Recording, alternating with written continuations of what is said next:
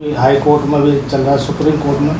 अगर वो भी होमगार्ड आपके माध्यम से अगर कोर्ट में आना चाहे तो आपके थ्रू क्या वो भी लड़ सकता है? सबको लड़ना ही चाहिए। और दिल्ली के अंदर जो बाकी ये लोग रह गए हैं 6,000 6,500, इन लोगों को भी तुरंत मुकदमा डाल देना चाहिए, नहीं तो सरकार इनको हटा सकती है। क्योंकि ये जो जजमेंट हुआ है ये इन 1,500 लोगों के लिए हुआ है।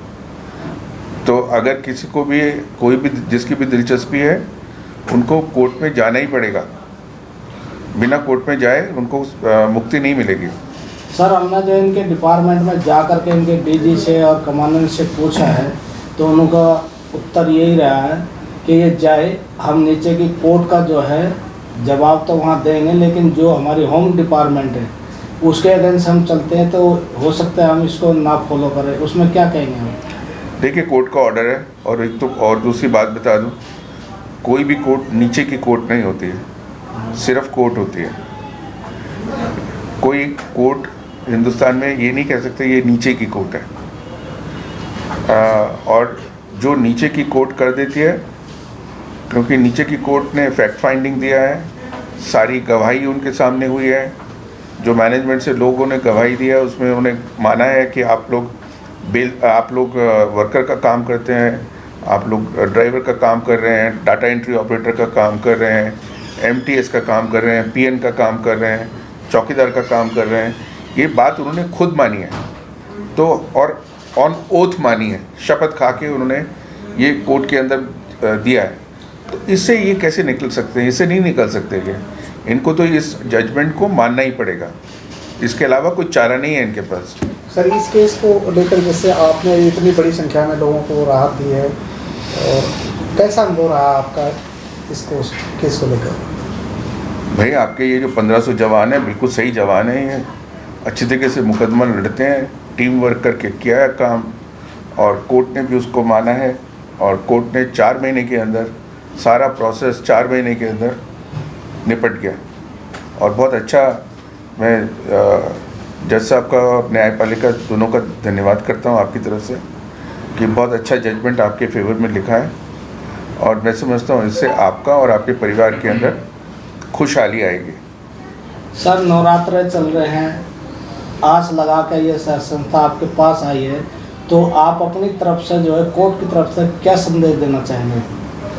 मेरा संदेश यही है, भाई खुश रहिए, बहुत अच्छा जजमेंट है, नवरात्रों में आया है, इसको और सेलिब्रेट करिए।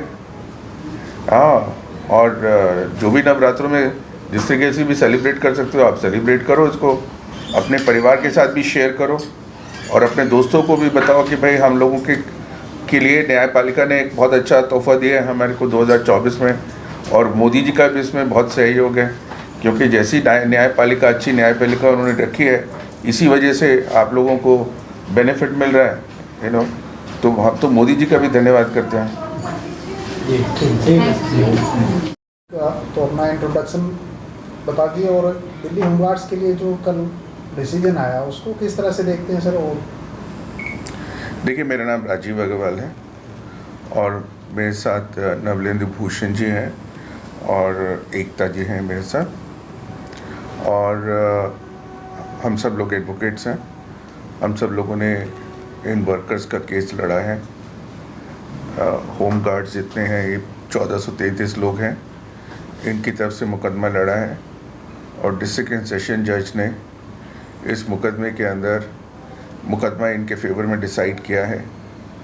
और उस मुकदमे के अंदर अपने जजमेंट में उन्होंने 31 पेज का जजमेंट है, उसमें कहा है कि एक तो ये वॉलंटियर्स नहीं है, ये निष्काम सेवा नहीं कर रहे हैं, ये वर्कर हैं, ये वर्कर हैं, तो ये वॉलंटियर्स नहीं है, तो एक बहुत बड़ी बात है। और जो भी ये बॉम्बे एक्ट है इनका, ये इनके ऊपर अप्लाई नहीं करता है, इंडस्ट्रियल डिस्प्यूट्स एक्ट इनके ऊपर अप्लाई करता है।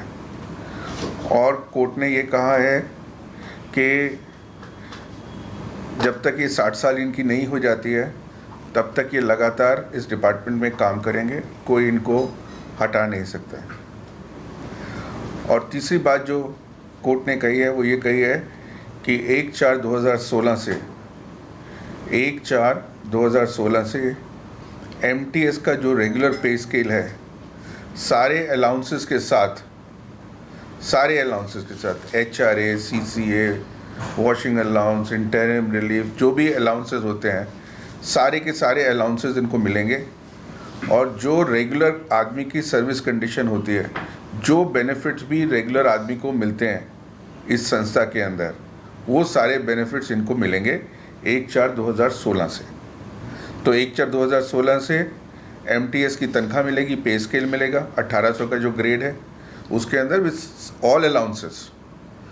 ये नहीं है कि उसमें 4 अलाउंसेस देंगे और 4 अलाउंसेस नहीं देंगे, जैसे अभी HRA नहीं देते, इंक्रीमेंट नहीं देते, MACP नहीं देते, ये सब चीज़ें नहीं देते हैं, और भी बहुत सारे अलाउंसेस नहीं देते, तो सारे अलाउंसेस देंगे। आज मेरे ख्याल से आपके यहाँ जो MTS है उसको तकरीबन 50,000 रुपये तनख्वाह मिल रही है और इन लोगों को 24-25 हज़ार रुपये तनख्वाह मिल रही है, तो तनख्वाह डबल हो जाएगी आपकी। मोटी मोटी बात समझ लीजिए, 25 से 50,000 रुपये हो जाएगी। और हर समय जो आपके गर्दन पे तलवार लटकी रहती है कि आज नौकरी रही या कल नौकरी रही, अब 60 साल तक आप निश्चिंत होकर काम कर सकते हैं। अपनी फिटनेस ठीक रखिए ताकि 60 साल तक आप काम करते रहें। और आप वर्कमैन हैं, कल को कोई प्रॉब्लम होती है तब भी आप कोर्ट में आ सकते हैं। सर, नई वैकेंसी सरकार की तरफ से निकाली गई है, इस फैसले से उस पर कितना असर पड़ने की उम्मीद है या किस तरह से रहेगा वो? देखिए, जो मुझे समझ में आता है तकरीबन 10,000 कुछ वैकेंसीज हैं, उसमें से 8,000 के ऊपर ये लोग काम कर रहे हैं, बाकी रह गई 2,000। वो 2,000 वैकेंसी जो है सरकार भर्ती कर सकती है, और बाकी जो ये 1,500 लोग हैं इनको तो कोई हटा नहीं सकता। कोर्ट का ऑर्डर है, और ये कोर्ट का ऑर्डर ऐसा अच्छा ऑर्डर है, ये सुप्रीम कोर्ट तक चलेगा। अगर मैनेजमेंट इसको चैलेंज भी करता है तो मैनेजमेंट यहाँ भी हारा है, आगे भी हारेगा।